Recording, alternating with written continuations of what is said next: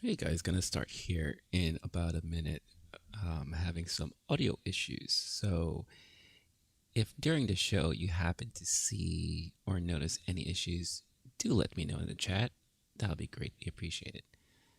See you in a minute.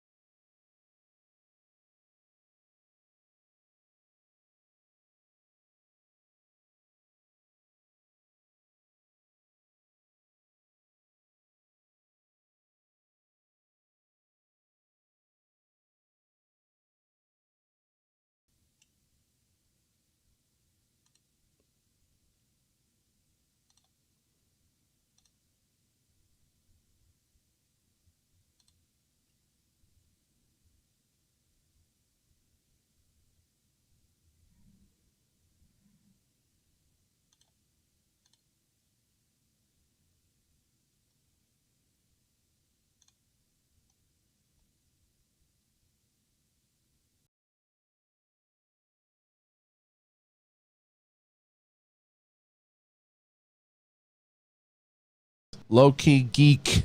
Hey, hey, he's a low-key geek. He tries to be out there when he wants to be, but hey, he's low-key. But a low-key geek.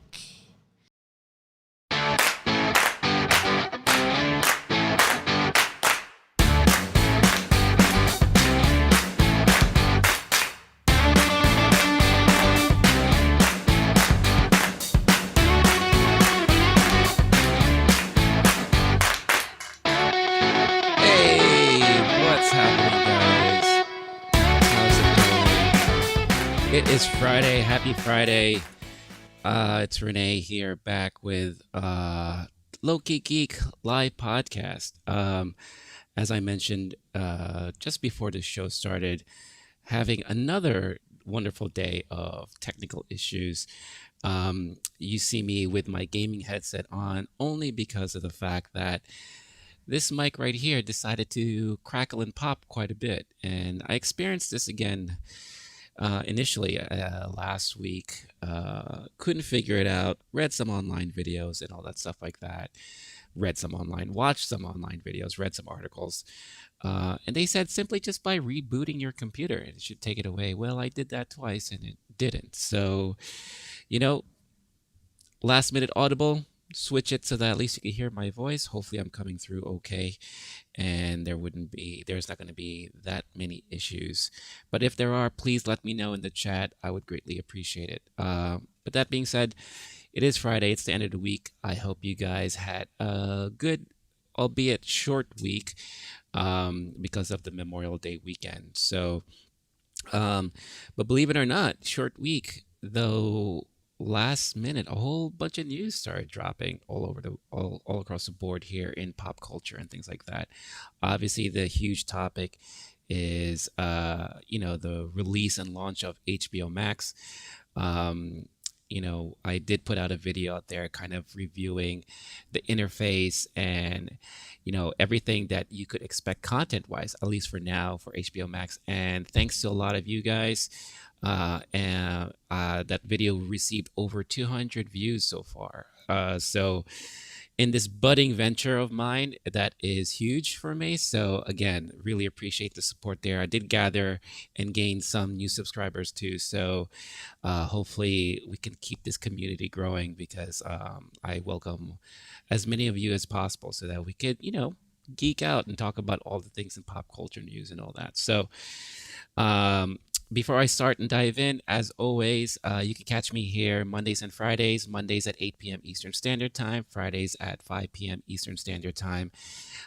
If at any time during the show you feel like, let's change things up a bit. Let's talk about a different topic, or I really want you to focus on a certain thing that I'm passionate about, for as little as $1.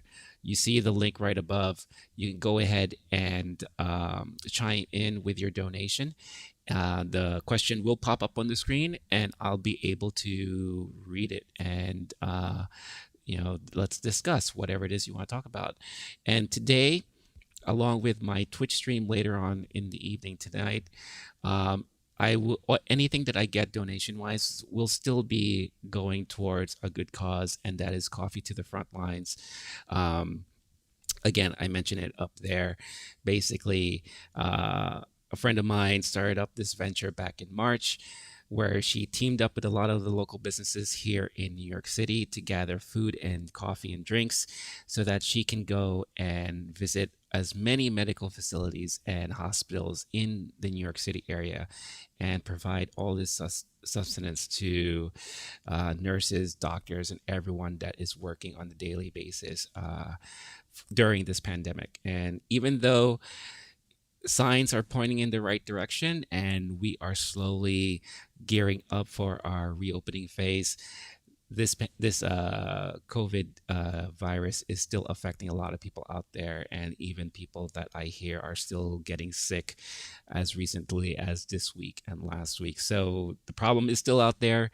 People just be aware and be careful about that. But a lot of these people are still working hard, and it's going to be continuing to be like that for the unforeseeable future. So any donations you could throw our way, greatly appreciated. And then again, on Monday of next week, I'll recap a small little video showing you the final donation that I will be contributing on all of our behalfs for this wonderful cause.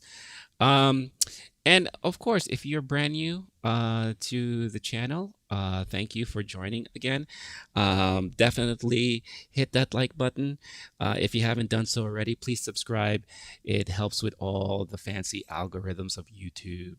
And you could kind of see like that really took into effect when I released my HBO Max video. So getting all that stuff out of the way, I'll be talking more about HBO Max in a little bit, but wanted to start things off with a topic that I actually um, brought up during my last episode on Tuesday, and that was the unfortunate passing of Hana Kimura. Just to quickly recap, she is a wrestling star in Japan, and she's pretty much well known in the wrestling circuit all across the world. But she was most recently famous because she was one of the stars of the very popular reality show Terrace House, that is shown in Japan and filmed in Japan, and it kind of blew up internationally because of Netflix. They finally announced on Wednesday that the current season that they're in, that was on hiatus because of the COVID-19 issue, is now officially canceled, and it's not going to be coming back. They decided to do this in respect of her passing, and they have yet to determine how they're going to proceed with future episodes and future seasons of the series. Again, the series is very popular all across the world. Again, thanks to Netflix. But right now, they think it's in bad taste if they thought of continuing the storyline or the current season right now. So they haven't made any decisions whether or not they're going to remove the current season from any of the streaming platforms like Netflix. But I think they do understand that it is still a very popular show, and maybe it's a good way to kind of continue to tribute uh, Hana Kimura and her contribution to this season. So I haven't watched. I think I've watched the first season of Terrace House. It's a very interesting take in reality TV when you pit three guys and three ladies to live in a house and let romance ensue, I guess, in a very Japanese way. But moving on, sticking to more of the Japanese pop culture that I kind of reviewed this week. And AKB, thank you for letting me know that the sound is looking good so far. Um, on May 25th, this week, Tokyo finally lifted their state of emergency and they started their reopening phase. So, for those of you who have been lucky enough to go to Japan and visit Tokyo, like myself, that's great news for a lot of people there, especially since they've been on lockdown, just like us. They've kind of gone through different phases where they were taking it seriously, then they weren't taking it so seriously, and then they took it seriously again, and then it's like a seesaw battle going on over there, which drew a lot of criticism for their government and all that. But some of the things to note. As far as the reopenings are concerned, museums are now allowed to reopen, but some of the major museums are kind of reconsidering and putting some pause, and maybe we'll start reopening in mid-June. Um, Tourist attractions like the Tokyo Skytree and the Tokyo Tower are slowly starting to reopen. One of note is the Tokyo Tower. They have officially reopened. However, one thing to keep in mind, if you are there and you happen to want to go up to the top observatory section, you will have to take the stairs. They are not allowing any elevator rides. So for those who are brave enough and strong enough to venture up flights of stairs going up that very tall tower, that is what you're going to have to do to enjoy, in my opinion, one of the better views of Tokyo City. I think Tokyo Skytree is a little bit better because it's a lot higher and you get to see the breadth of how big Tokyo is. But Tokyo Tower is one of the initial landmarks in Japan, so definitely worth catching when you're there. Other things to note, restaurants are now allowed to stay open and serve alcohol until 10 p.m. Previously, during their curfew, they were only allowed to do this until 8. Now they're extending it 2 more hours. So that means a lot more time to run and rush for the trains to go back home since they usually close around 12. And public events of no more than 50 people are allowed. So as long as you keep it within the 50 people range, that is still okay. Um, all the public parks are open and all the the child playgrounds, with all your seesaws, swings, and all that, those are now officially reopened to the public again. Previously, like during this time, they were all roped up and kind of closed out for the public, but now children can play in the parks again. So, and one thing of interesting note here is, along with all the phases of the reopening and things that you are now going to be able to do, amusement parks in Japan are now reopening, but with very strict guidelines. A bunch of the amusement parks decided to come up with uh, kind of like a strict guidelines that everyone will follow. One of which is, please, no screaming. What does that mean? Well, as if the Japanese people aren't demure enough and aren't perceived as being quiet, they're asked to not scream on roller coasters. No screaming, no cheering, no yelling. I guess they're afraid that this will lead to possible contamination out of people's mouths. If you are venturing into a haunted house, they have instructed all monsters and ghosts to not touch anybody. Please, no touching, no sneaking up behind people and scaring them or anything like that.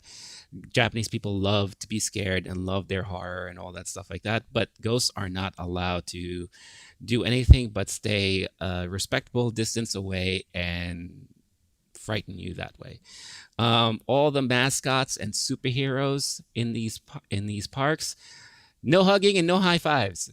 So I'm sure a lot of kids will be very disappointed about this, especially if you go to an amusement park that is themed after a famous character or characters like Puro Puro Land or the Sanrio World or the Anpanman Museum, where Anpanman used to come out and strut his stuff, and he'll hug all the kids and give everyone high fives and all that stuff like that. Not anymore. Not right now. So people will have to just keep distance, take distant photos, and all that, and everyone will be waving at each other. As far as Tokyo Disney and Universal is concerned, they are still currently closed, and they're working on a timeline to reopen. Um, Speaking of Universal Japan, can we quickly talk about this? Now, if you don't know what this is, or you're wondering, what am I looking at? This is what looks like will be the final stages of the Super Mario World that they've been working on at Universal Japan. You can see the place is filled with green pipes, mushrooms, turtle shells, everything that you expect to see in Super Mario World and Super Mario Land. It was scheduled to actually open this year, but unfortunately, because of the pandemic and all of that, we may not be able to see it, or people may not be able to see it until next year. But just by the looks of it, and I made sure to zoom in and try to look at all the little tiny details on that. It looks fantastic. Now, it's an aerial view, so of course you see a little bit behind the scenes and all that stuff like that. But, um, you know, once you're there and you're ground level, um, you will, I'm sure, feel immersed within the world of Nintendo. Um, I kind of felt the same way when I saw aerial views of Pandora, which is the Avatar extension of Disney. And the same thing with Galaxy's Edge. But when you are ground level and you start seeing things for yourself, it is a totally different experience, and it looks fantastic. It's very colorful. I'm sure it will be a great place to visit once you can visit. So now, if all of this is getting you excited and all, be like, oh, things are getting so much better, and I really cannot wait for my chance to finally visit Japan. And oh, I'm seeing a lot of these campaigns about the Japanese government, really pushing for tourism, and then there's a good chance that I can get a free trip, or they will cover most of my trip so that they can bring the economy back. You may have to hold off on that, and you know maybe like squall your expectations a little bit, because the Tokyo government may not really help you after all. Their tourism agency just recently dispelled rumors that Japan was and the Japanese government were going forward with a campaign such as what I mentioned. They said that they were contemplating possibly enforcing a campaign to cover just a part of your expenses when you're visiting Japan, but anything as you're covering your full trip or paying for 50% of it, that's not going to be the case. They are still thinking about this, and they are still considering, doing a certain campaign where they will cover parts of your trip or maybe certain aspects of your trip. I'm thinking, in my opinion, maybe something like free train rides, or, maybe some discounts off of lodging and things like that. But, um, you know, not you won't be able to expect to get your at least 50% of your money back if you decide to go to Japan, or a free trip overall. But who knows if this will change. I know their tourism from foreign countries have dropped dramatically.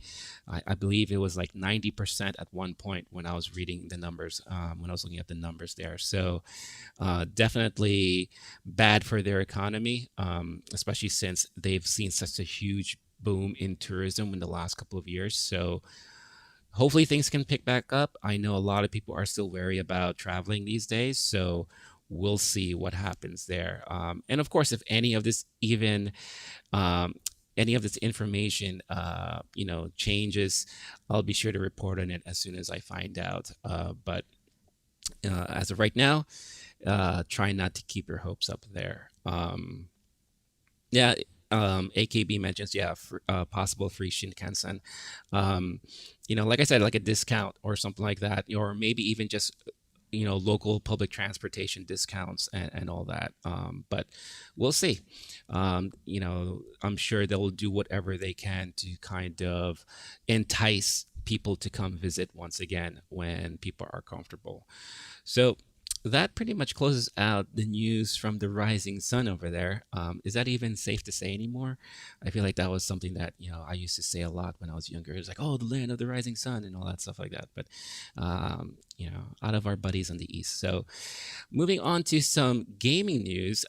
Big news popped up this morning, where Sony announced that next week on June 4th, they are holding a Future of Gaming game showcase at 1 p.m. Pacific Standard Time.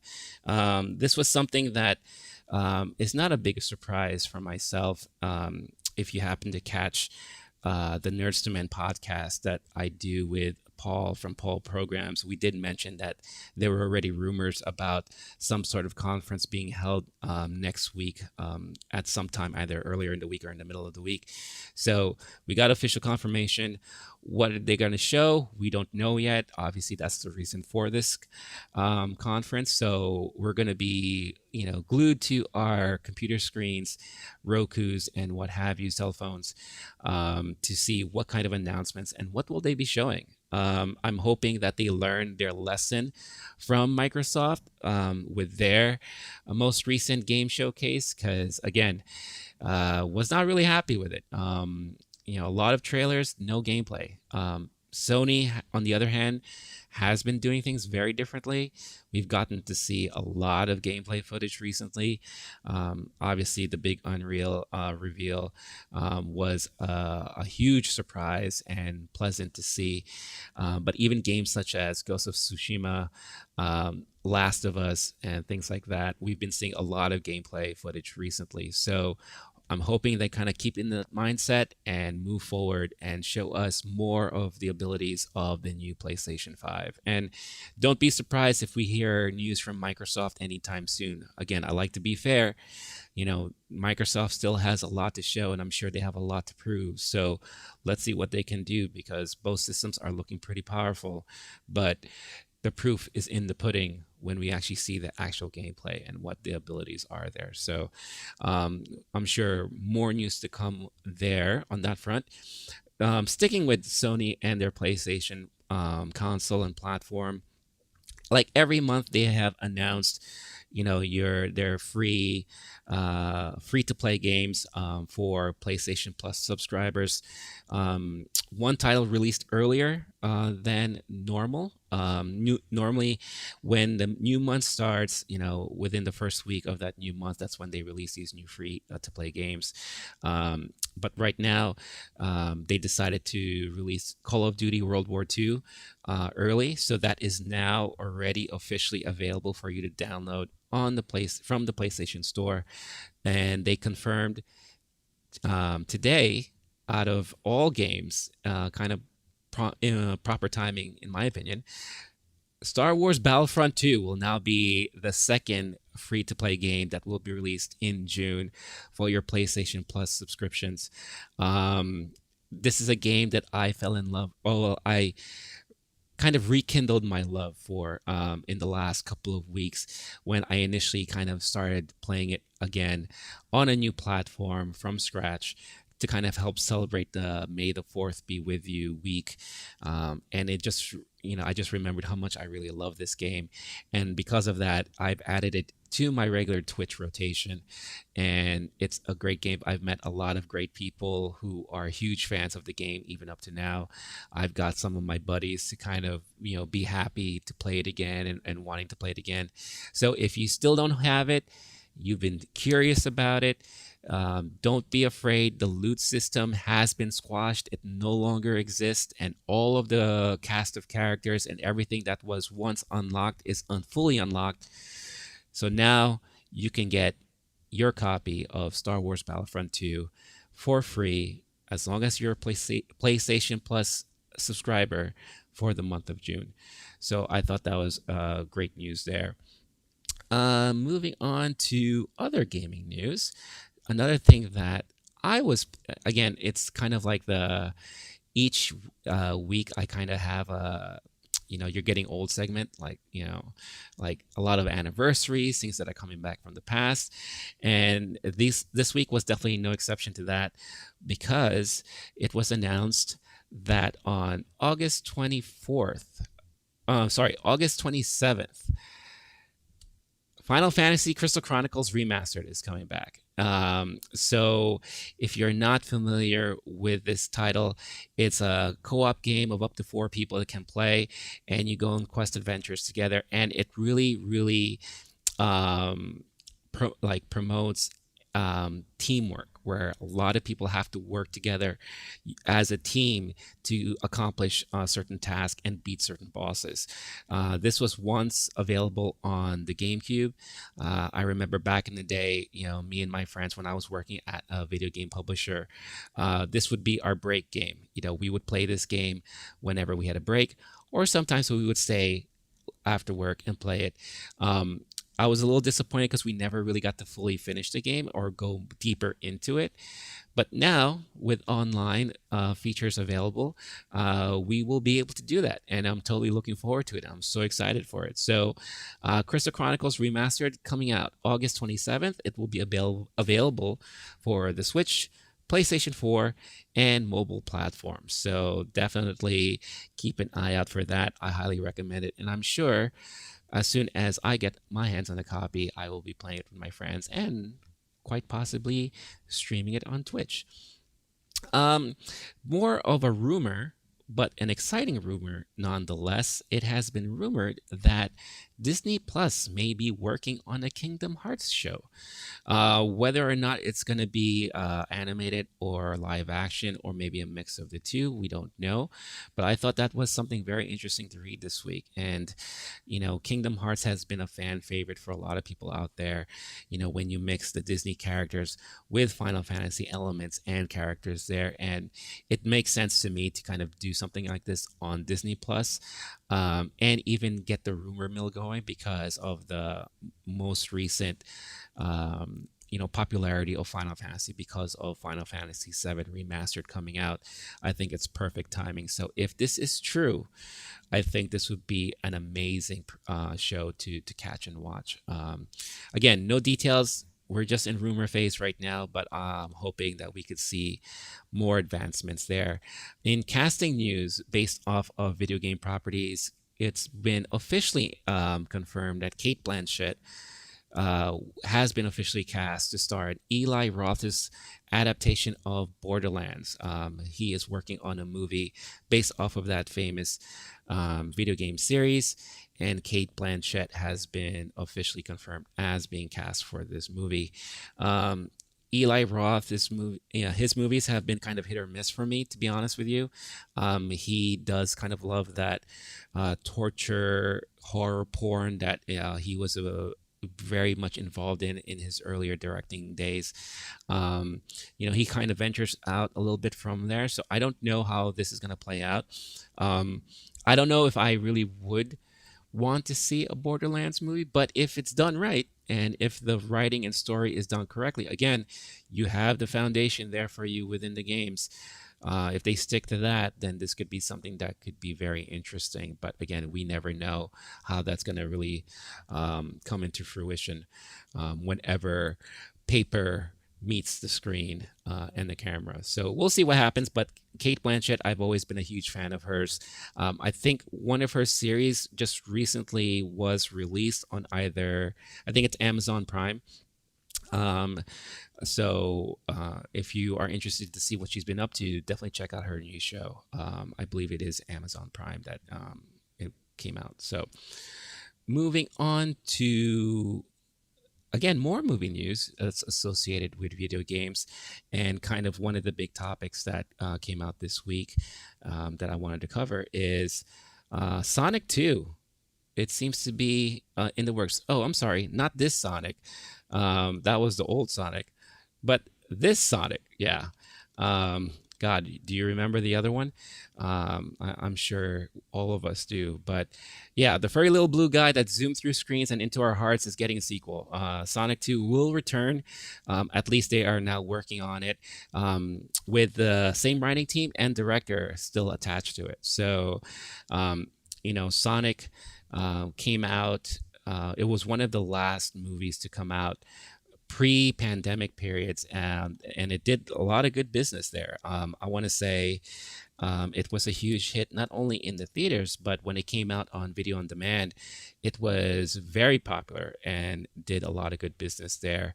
I'm going to quickly pull up kind of what the domestic numbers are, or the worldwide numbers are here for Sonic the Hedgehog movie. But admittingly, I have not seen it yet. Um, I know it's been recommended to me by a lot of my friends. A lot of my friends who have seen it love it. They do say that Jim Carrey returns to his normal form in this movie. So it is something that I am definitely interested to catch. So yeah, so worldwide box office for Sonic the Hedgehog, $306 million.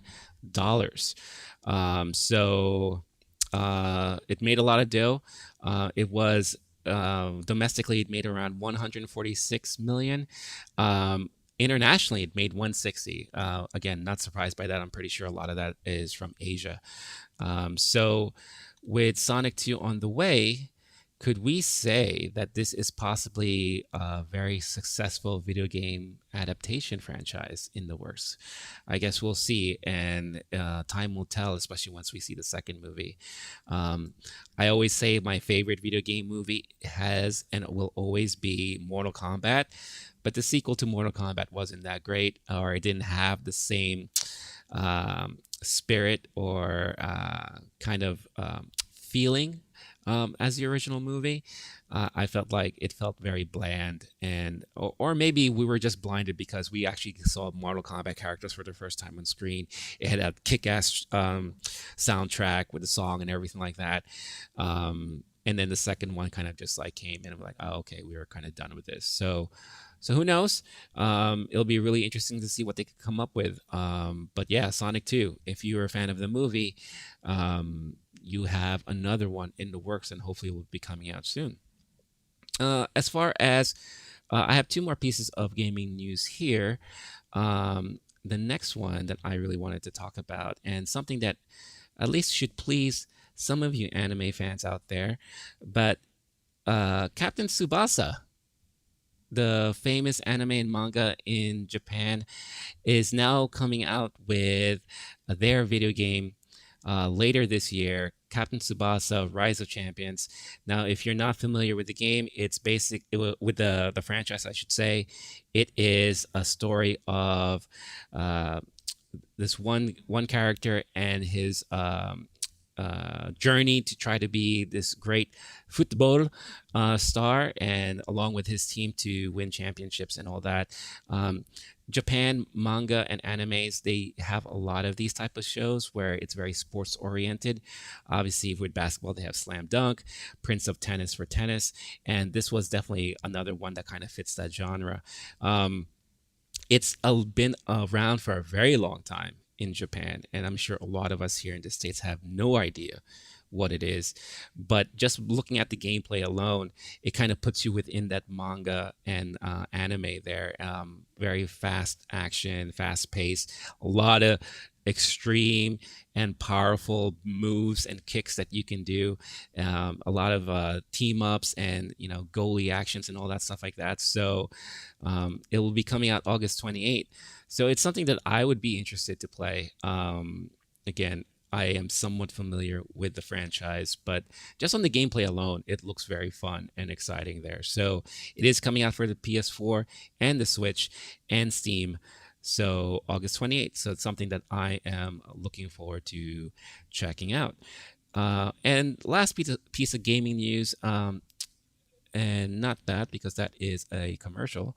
But after that's done, Crystal Dynamics, they released kind of like a teaser trailer because a lot of us here have been wondering what's happening with the Avengers game that Square Enix has been working on. And the last set of footage that we saw wasn't that pleasing. A lot of people kind of were up in arms about how ugly everything looked, but they released this teaser to kind of show everyone here that they have been still working on the game. Everyone's been working remote and working on this title. And they have promised that in June, they're going to have a full on, whether it's going to be a conference or a video that they release, but it's supposed to really tease up everything that they've been working on. So there'll be new trailers revealed, gameplay footage of the co-op play and story modes. Those have all been promised. So as you could see here, some of the things that they've been working on. Again, just by looking at this alone, the action and the characters look like they have improved quite a bit. So it'll be interesting to see like what it is that they have available for us to check out. But it's nice to see that they've still been working on things and moving it along over there. So very exciting to see what they have to show us in June. So that pretty much covers our gaming portion of the program. Again, if you have any questions or any other comments, please feel free to chime in the chat. But I will be moving on because Zack Snyder has been in the news a lot. And if you watched my show from last week, obviously the big announcement of the Snyder Cut version of the Justice League will be coming out on HBO Max next year. They said that he was able to get $30 million with Warner Brothers to kind of finish up all the things that they needed for post-production, special effects.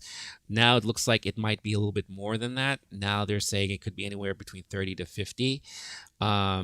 But whatever the case is, the one thing that he has promised is that we will finally get to see his version of Darkseid on the big screen, albeit maybe a brief glimpse or just a small portion of it. He revealed that in his original cut of the movie, Darkseid was a part of it. And if you look at the photo that he released,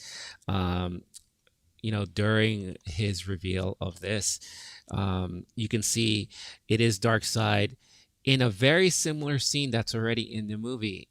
Instead of Darkseid, obviously we got Steppenwolf, but it looks very similar to what the Steppenwolf scene kind of panned out to be when it really was released in theaters. So will Darkseid replace Steppenwolf, or is Darkseid just going to be in this portion of the movie instead of Steppenwolf? We don't know, but the internet's been a buzz about now getting to finally see Darkseid on the big screen. So we'll see how it is. Again, it's been rumored that he's not going to be a huge part of the movie, but it's supposed to be more of an origin of how he came to be. And I think it's said that maybe at the end of the movie, kind of similar to how it was in Avengers, we will get to see Darkseid making a cameo and an appearance. And, maybe he'll show up on the big screen and be like, I'm going to do this myself. And, Omega beams and all that stuff like that. So we'll see. Again, it's fun to talk about, but until we actually see what's going to happen, not much to say there. However, because of all this talks of Justice League, Henry Cavill has been in major conversations again. He's always been promoting and heavily, championing for Superman to come back, get his own movie again, get us a proper sequel to Man of Steel. But this past week, he's been, having tons of talks with Warner Brothers, obviously with Zack Snyder. And it is currently rumored that he may be one of those, or treated as an ancillary character in a lot of the upcoming DC movies. So Shazam 2, Black Adam, Aquaman 2, he may make guest appearances and do a flyby No pun intended there. But a lot of people were abuzz saying that he's kind of like turning into the Hulk from the Marvel universe or the MCU. I look at it as maybe like a Captain Marvel situation. If you remember in the last Avengers movie, Captain Marvel was hardly in the movie at all until when she was exactly needed. And this could be another situation there where Superman will, because Superman's a busy dude. He's flying all over the world, saving people everywhere. Not just in the part of the country that we're in now. And they even covered that in the movies, where he flies off and goes off to save a disaster happening across the globe and all that. And as we know, in fans of the comics, he ventures out into space as well. A lot of adventures with Green Lantern Corps and all that stuff like that. So he could be like a Marvel, like a Captain Marvel, where he's just so busy just trying to make things right all over the world that he'll show up when he is exactly and especially needed, or when he's taking a break, and all that. So we don't know what's going to happen. I'm just happy that Cavill is at least in the talks again. And, it looks like he is still being considered to be the Superman figure on the big screen. And then this morning, when we start hearing the new rumors that I believe it was John Campea from the John Campea Show, former movie talk host from AMC and Collider. He has some sources that confirm that J.J. Abrams is being looked at to not only write but direct a new Superman movie. Again, don't know the details there. These are just rumors and speculations, but according to Mr. Campea, his source, who has been a very reliable source, I believe it was the same source that broke the news about Ben Affleck leaving Batman and all that. But JJ is in talks to possibly helm and direct the new Superman movie, and it looks like he does want to work with Henry Cavill as Superman, as the main role there. Now, if this sounds a little bit familiar, because it is, this is not the first time JJ has been attached to a Superman movie.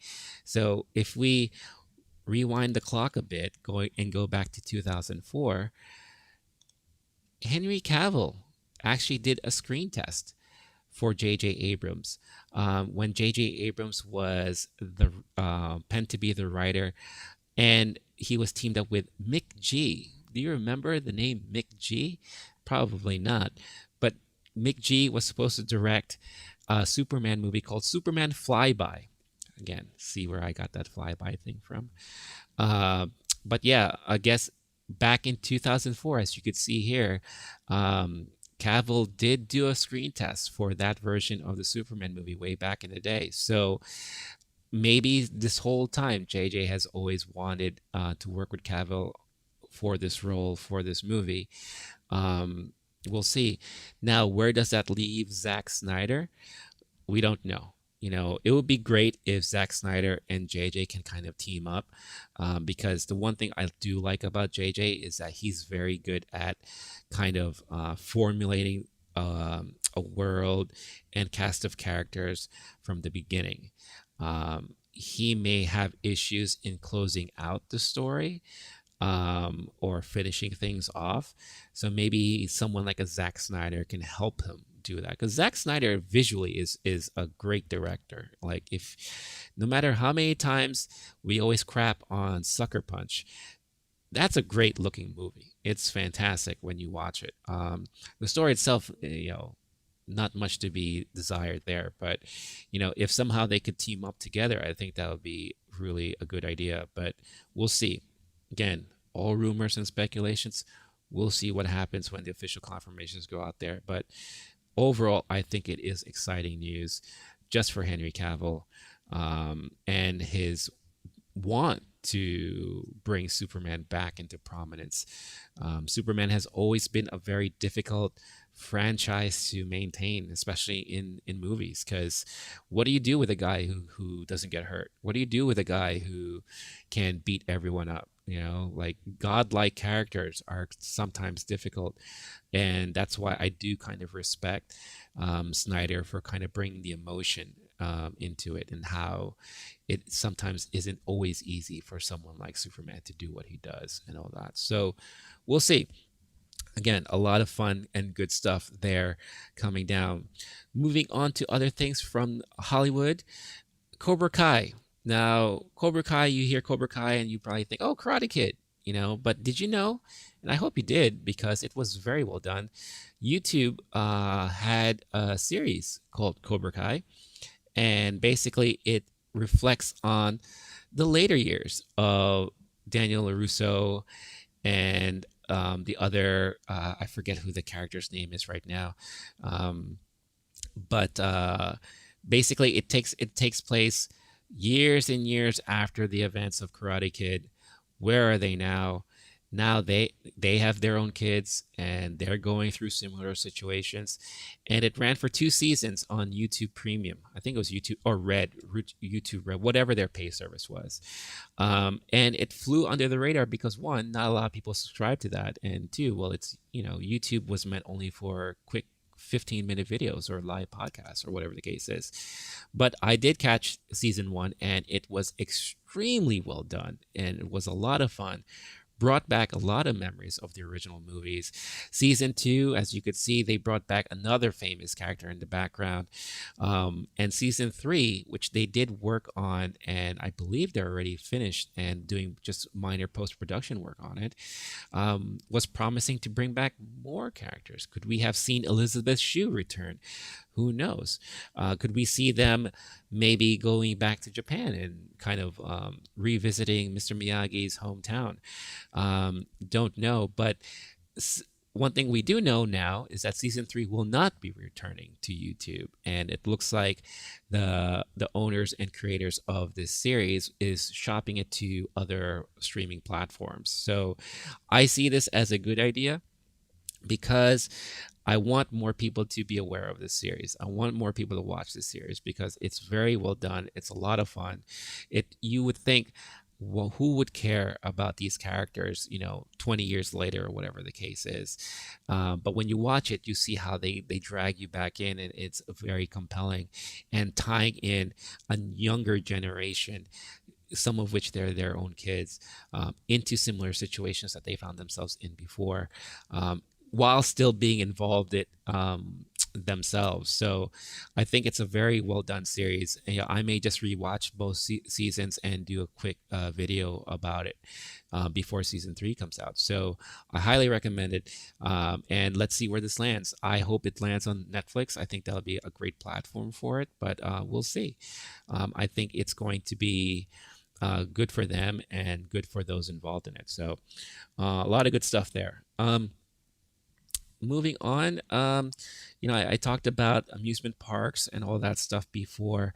As far as Disney is concerned, Shanghai Disney was the first Disney theme park to reopen, and they were using that as a test bed for themselves to kind of see like how these new procedures and safety measures will take place, and if it works, and how is it to be managed. So I'm guessing the results have been good, and Disney World did put out a phased reopening plan for Disney World in July. I believe they're working with the government over there in Florida to propose this reopening phase of the theme park. July, I think it's still too early.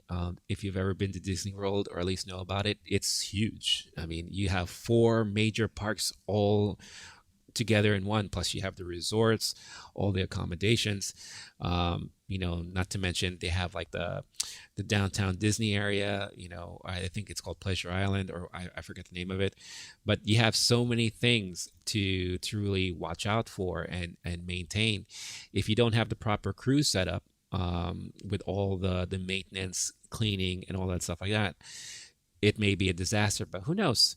We'll see what happens. Again, they could go ahead and plan the rephased opening. We'll see if the people respond and want to go out there. I'm pretty sure there will be. There's a lot of people hankering to go out. We see the pictures and videos every week. Whenever the weather's good, everyone goes flocks outside. Let's just hope that people try their best to remain safe, or at least I hope the park can enforce a lot of these safety measures and, limit things or limit access or enforce, hey, wear a mask or whatever the case is. So that being said, if you are hankering to go to Disney World and you've been dying to, check out places like Galaxy's Edge, like I've been wanting to check out Galaxy's Edge for a very long time now. This was supposed to be the year because August, you had Star Wars Celebration in Anaheim, California.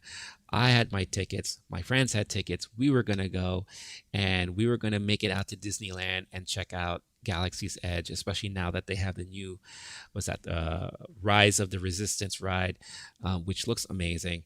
But unfortunately, it doesn't look like that's going to be the case. And for many of you, that's probably not going to be the case either. Fear not, because Disney has decided to bring the experience of Rise of the Resistance to your homes to enjoy from your couch.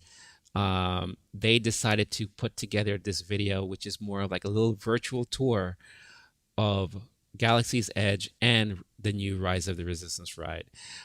So even though you can't make it out there, you can get teased by it and kind of see what is in store for you whenever you do have the chance to go. I watched this video and it got me pumped. It got me excited. Like, I really wish I could go. And, I really, really wish I, could experience this myself. But, patience is key. And I know eventually I will be able to experience it, along with the other rides that they have there, the Millennium Falcon ride and all that. But just looking at this alone, I mean, the sets, the characters, the droids, it just looks like a lot of fun. And given my history with Disney bots and YouTube, I'm going to stop showing this now because I'm pretty sure they're going to flag me any moment. But like I do with any show, I'm going to provide links in the description so that you could check out the video yourself, and experience what Rise of the Resistance is. And hopefully that can get you pumped up. So whenever it is you could find your way out to Disneyland and Disney World, it'll be a lot of fun there for you. So sticking within Star Wars, in the Star Wars universe, big news was made when they announced that they were working on a new story arc called Star Wars The High Republic, which is this cross-media prequel story arc that they were going to put out there. It was supposed to kind of tell the stories and tell the introduce characters during the time when Jedi's were very prominent and were at their peak, Jedi's and I guess Sith as well. So this was very exciting news. It was going to involve multi platforms, whether it be books, comic books, TV, maybe potentially movies and video games. So they had initial entries that were ready to launch this week in book form, but unfortunately, because of this whole pandemic, it has been pushed back, and it will release January 2021 instead. And on the slate, there were 3 books that was already on the slate that was supposed to be out. One of which is called Star Wars: The High Republic, Light of the Jedi, by Charles Soule. I believe that's how you pronounce his name. The second one was a Star Wars: The High Republic, A Test of Courage book by Justina Ireland. And third, which is the one that I was actually looking forward to because I'm a huge fan of her writing, is Star Wars: The High Republic, Into the Dark by Claudia Gray. And if you're familiar with Claudia Gray and her Star Wars works of art, or writing, I should say, every book that she's released in the Star Wars genre has been fantastic. Of course, it started off with Lost Stars, which I couldn't put down. It was a great form of storytelling there. And then she continued on with, I believe, 2 or 3 more books after that. And everything that she released has been very well done, very well received.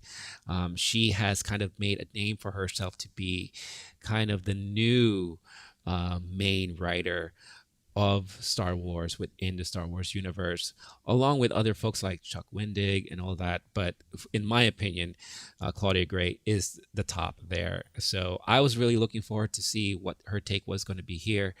Obviously, I was really looking forward to what the High Republic was going to be about, and what was going to be covered. And here's a little graphic of something that they teased when they made the announcement.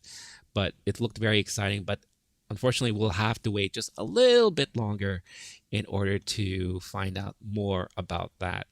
But something that you don't have to wait for much longer for, because it is going to be launching this weekend on YouTube, and that is a little game show called Jedi Temple Challenge. Now, if you're like me, you grew up, or at least you were able to watch game shows on Nickelodeon, such as Legends of the Hidden Temple, Guts, of course, going way back like Double Dare and things like that. But here is a game show for kids where they are pitted to do challenges, solve puzzles, and work together as a team to achieve whatever mission that they're working on. And if the host of this show looks familiar, it is Ahmed Best, better known as the voice actor and body double, I guess you could say, or the person that they graft Jar Jar Binks over. So it's nice to see that Ahmed is working in the Star Wars universe again. I had actually the pleasure of seeing Ahmed at Star Wars Celebration last year, and overall he is a very nice guy. He was in kind of a bit of trouble after the backlash of Jar Jar came out. Not only with all the death threats that he received, but being kind of like blacklisted in Hollywood and all that. And he unfortunately fell into a bit of depression and all that. But he was able to pick things back up, and I think when the general the people out there, especially the Star Wars fan, knew the things that he was facing and knew that he was what he was encountering and going through, they kind of fell in love with him all over again. And basically they showed their appreciation for the things that he did. He tried his best. I'm sure it wasn't all his fault. George Lucas just didn't really understand what kind of impact this character of Jar Jar was going to be. But he is back. He is hosting this new Jedi Temple Challenge program, and you can find it on YouTube in the Star Wars Kids channel. I think that's the only place you could find it. So definitely check it out. Looks like a lot of fun. I'll probably be watching it too, because again, I love watching these game shows with kids trying to solve puzzles and go through obstacle courses and all that. And if you're a fan of old programs like Legends of the Hidden Temple and things like that, then this is definitely right up your alley. Massive O, all the way from Sweden. Thank you for the support. I'm glad for you to join in on there. Definitely always good to welcome in new people to the show. So thank you for the quick chat there. So moving on now, the main topic for today obviously is something that I covered quite a bit already this past week, with my last podcast talking about what to expect for HBO Max. And then, my separate video that kind of went through the interface and all the types of content that you can find in there. Now, obviously, this weekend, I'm going to spend a lot of time in watching a lot of the new programs and series. Definitely interested to catch the new Looney Tunes cartoons that they put out there. I've been hearing some buzz here that it's potentially controversial. I had a nice little exchange with another person on YouTube that kind of mention certain things, and I've heard it from other places that, it may be a little bit more adult than what we're used to. So I will check it out myself, and then I'll provide my own little video review of it, and maybe just remind some of you guys that who those who may not be aware, these Warner Brothers cartoons were possibly initially created for adults, and they've always had a history of kind of adult themes hidden and innuendos and all that. That's one of the things that I think allowed kids and adults to watch the same form of media, because the kids love the characters, love the slapstick humor and all that, but then the little you know mentions here from Bugs Bunny or Daffy Duck or somebody like that, the adults found very funny and hilarious, and they carried that on into other shows. Animaniacs, huge show that had so many adult themes in there that kind of flew over kids' heads, but as adults we enjoyed it, and that's why we just loved watching the show, and we found it hilarious and held it close to our hearts there. So I'll take a look and I'll provide my thoughts on there. But as I was going through everything, oh, and thank you for the subscription there, Massive O. Really appreciate it. Again, like I said, always happy to welcome someone new to the community and to the program. When I was going through everything, there was a lot of talks right before HBO Max comes out, and a lot of hype because, it's Warner Brothers, so they were teaming up with the DC Universe, a streaming platform, and everyone was expecting all the DCU programming to be readily available on HBO Max, but that doesn't seem to be the case. Right now, we see that you have access to Doom Patrol Season 1 and Season 2 when it comes out, but where's Harley Quinn? Where is Titans? And that just doesn't seem to be available right now. So I had to do some digging, and I did some reading up on the topic here. And it looks like the relationship between the DCU platform and Warner HBO has been a little foggy. And they're still talking, and they're still trying to figure things out. Doom Patrol, which is a spin-off of Titans, apparently cost a lot of money to produce and create. And when season 1 came out, they realized this is not something that they're going to be able to financially sustain in the long run. Then here comes Warner and HBO, and they figured, well, if we split the cost of the production of the show, then not only are we allowed to continue this series, but we can kind of throw you a bone, and this could be something that you could have on your new HBO Max platform. And so everyone's like, yeah, really cool. That's awesome. And that's the first step for something. But, DCU is a streaming platform just like everyone else, just like your Netflix, just like your Hulu, just like your CBS All Access. So they definitely still want to have content and programming that is theirs and theirs alone, because that's what entices people to join and sign up on their platform. So right now, there are no plans or talks to release Harley Quinn or Titans and have that readily available on HBO Max for now. And that, kind of a bummer, especially for someone like me that I didn't have interest in signing up for DCU. When I was in Japan and I stayed in Japan for a couple of weeks, the Netflix in Japan has all this programming. So you could watch Titans on Netflix. So I actually started watching Titans, and I liked it. I really liked what they were putting out there. So I've been wanting to continue that series for a very long time. But, since I came back to the States, after that 2-week stint vacation, I can't watch it again, unless, of course, I do like a VPN or check my IP address and everything like that. But, it's unfortunate that, the hype was there. People were expecting these things to be available, and it's not. But if you were wondering, like I was, that is the reason and explanation there why you will not, at least for the time being, get to see the rest of the DCU programming on HBO Max. Who knows if that will change later on? I mean, I've yet to see what those HBO Max numbers will be looking like. I'm very curious, especially after this week, because there's been so much buzz and a lot of people really talking about it. So we'll see. If those numbers are really strong and maybe they over exceed expectations and all of that, maybe talks will change, and then we'll see what could happen. Because I don't know offhand what the DCU numbers are looking like, but I'm pretty sure anything with an HBO label on it may get more attention, especially when you already are promised all the HBO programming, their documentaries, their TV shows, and the movies. Um, it's kind of hard to compete with something like that. So we'll see.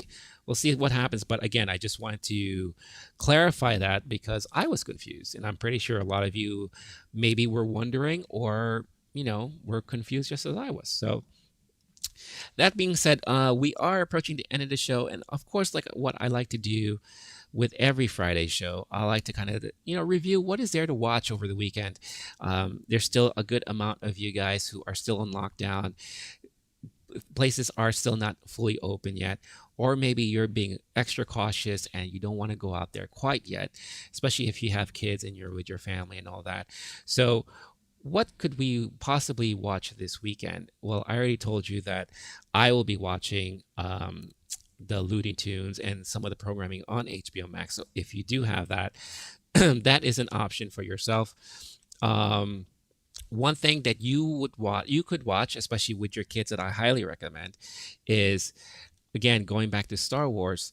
If you recall, they started doing these little short animated features of, they call it Galaxy Adventures, where they go back and they start animating all the different scenes and story plot points from all the Star Wars movies.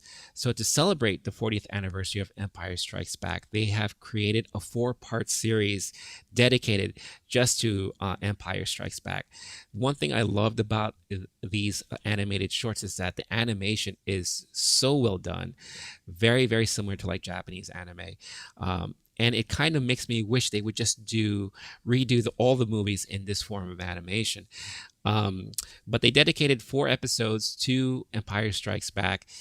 Episodes 1 and 2 are now available on YouTube, and you could find it again, going back to the Star Wars Kids YouTube channel. But very well done stuff.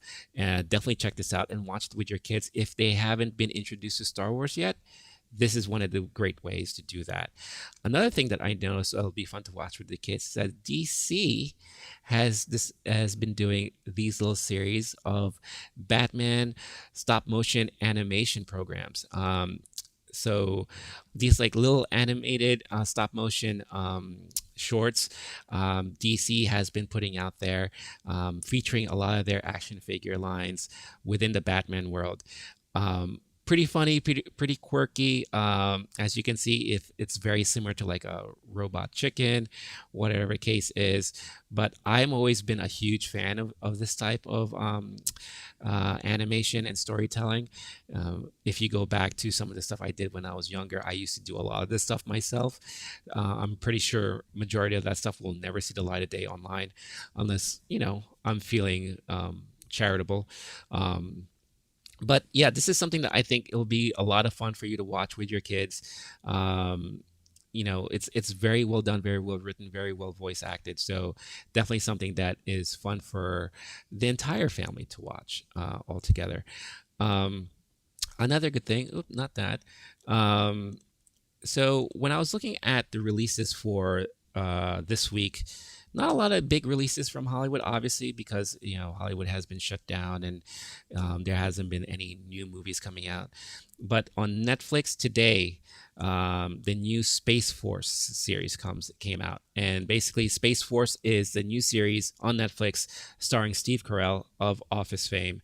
As you can see him here, and basically it's kind of like a comedy parody of basically the government and their attempt to create this all encompassing space force, which is kind of timely for today's day and age, especially with our own government and president, wanting to put together such a similar force here. But, people have been talking about this show. People have been waiting for this show to come out. And today is the day that it finally releases on Netflix. So again, something that I am very interested in checking out, and will be planning to do so this weekend or next week. So keep an eye out on the channel because I will more than likely be doing a review of this show.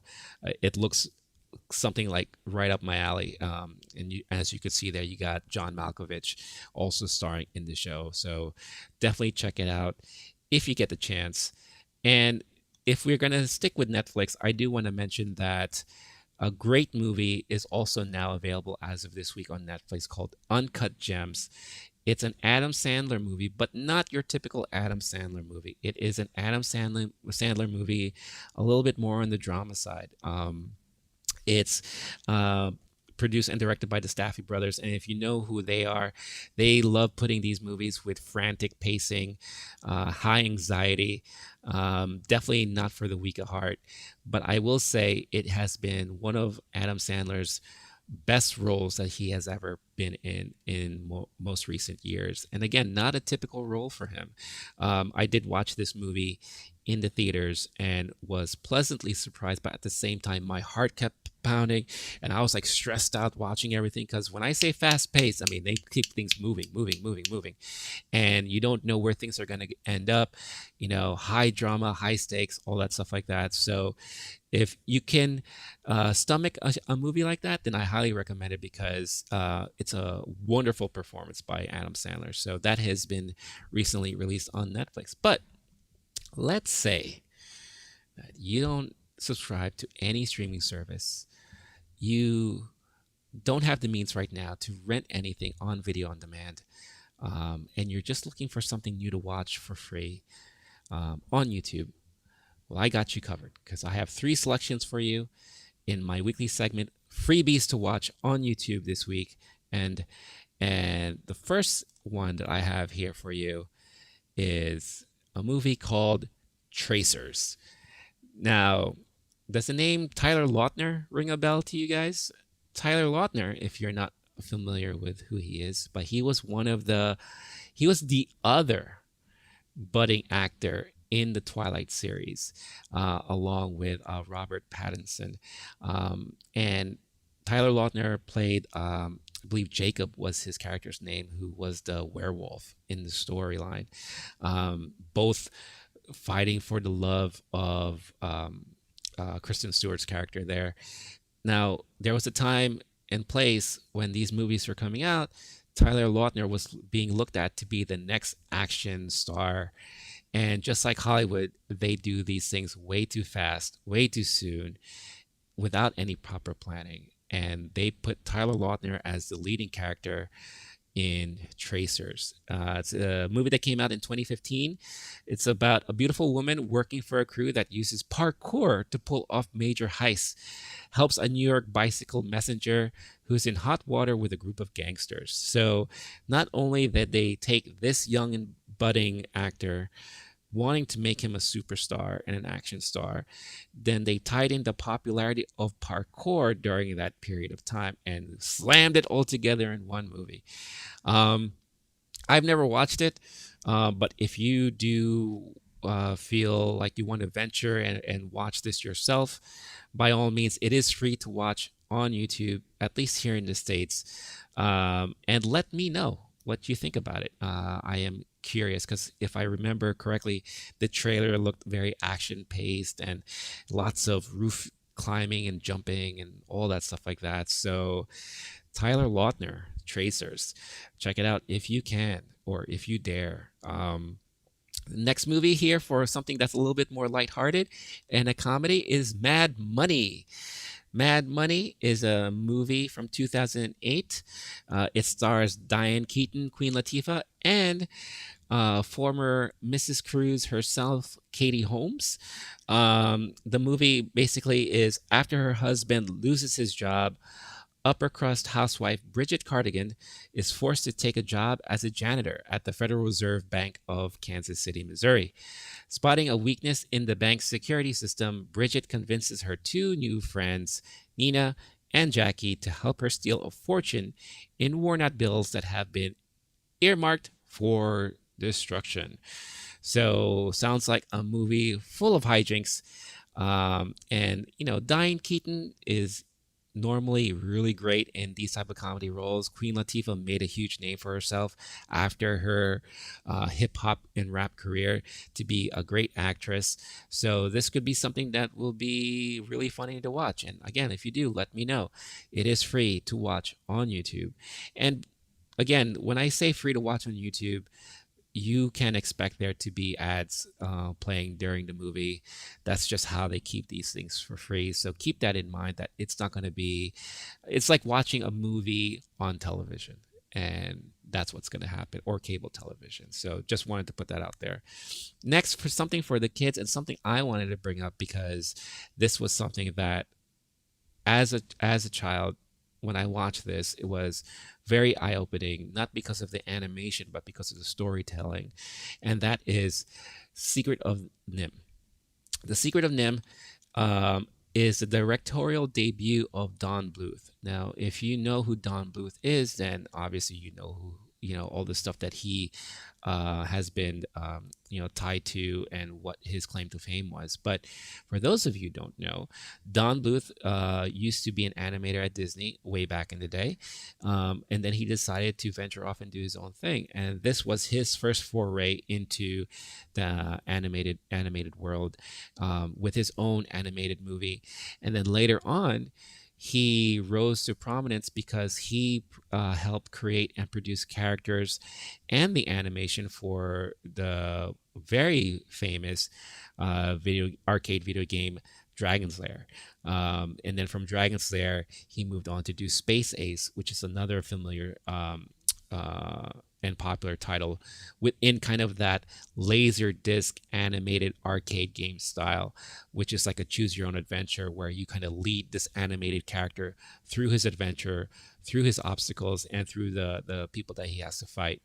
All these years later, Dragon's Lair still remains as a very popular title. It has officially seen releases in every gaming platform going back to the Nintendo days. So it still continues that trend. And if you want to see how Don Bluth, the animator, came into prominence, definitely check out The Secret of Nim. Secret of Nim is a story about Mrs. Brisby, a widowed mouse, must move her children out of their home in a field before the local farmer starts plowing. Unable to leave because her son is ill, Mrs. Brisby seeks the help of nearby rats who have heightened intelligence after being the subjects of scientific experiments. She receives an unexpected gift from the elder rat, Nicodemus. I always mess up that name, even when I was watching the movie back then. Soon, Mrs. Brisby is caught in a conflict among the rats, jeopardizing her mission to save her family. So, definitely highly recommend this movie. It'll be a great watch, not just for kids, but for adults as well. Don Bluth is not afraid to kind of mix in kind of adult themes with his animation and his storytelling. So, great for the whole family to watch and put together. So, not all the stuff I recommend are duds, folks. But if you're looking for a dud, then my next and final suggestion will probably fill that gap for you, and that is The Slammin' Salmon. That's right, The Slammin' Salmon. It is a comedy from 2009 that was produced by Broken Lizard. If you know who the Broken Lizard group is, they're the same people that put together Super Troopers. And basically, the description of this movie is a restaurant owner, the late and great, is he? No, I'm thinking of someone else. Or maybe this is it. Michael Clark Duncan pits members of his wait staff against one another in a competition to make the largest amount of cash in one night. One side note about this movie, and again, it could be a precursor of just how well this movie is. This movie was actually filmed in just 25 days. So take that with a grain of salt. Michael Clark Duncan did pass away, if I recall, at a very early age. He was very famous for movies like The Green Mile. He did play Kingpin in the Ben Affleck Daredevil, amongst other stuff that he's done. He was always a pleasure to watch on the big screen. If you want to see another piece of work from him, again, maybe just watch it for him only and not for the movie itself, and then you can do so for free out there on YouTube here in the States. So again, just like I say every week, if you do catch any of these movies or recommendations, let me know. Let me know what you think of them. Is it worth my time to watch it? Is there something else that maybe I can consider? Always open to the feedback that you guys have, and obviously the comments that you guys throw over. Always great to communicate and converse with you guys out there. And that being said, I'm a little over my hour, so it's a little longer episode than normal. But again, a lot of stuff to cover in such a short period of time. But, that being said, that's the hour or over hour, and that's the show. So again, guys, thank you so much for, watching. I will be back online, but on Twitch later tonight at 8 p.m. Eastern Standard Time, because I'm coming back with my Flashback Friday series. Last Friday was a huge success with my playthrough of Full Throttle, the Tim Schafer classic. I'm sticking with Tim Schafer for today, and I am bringing back Brutal Legend on the PS3. I have never played it. I've had it in my library for all these years and still in its original shrink wrap. Well, I broke open that sucker, and I will be playing it tonight. So if you're interested, catch me on Twitch at twitch.tv/LOWKEY GEEK, and I will be there at 8 p.m. Eastern Standard Time. Other than that, I will be back to see you guys on Monday, 8 p.m. Eastern Standard Time. Until then, stay cool, stay classy, stay safe, be kind to one another, wash your hands, wear that mask, and let's make some memories this weekend, okay? I know it's trying times, but let's make the most out of it, all right? And let's create some stories that we could tell others in the future. So until next time, peace.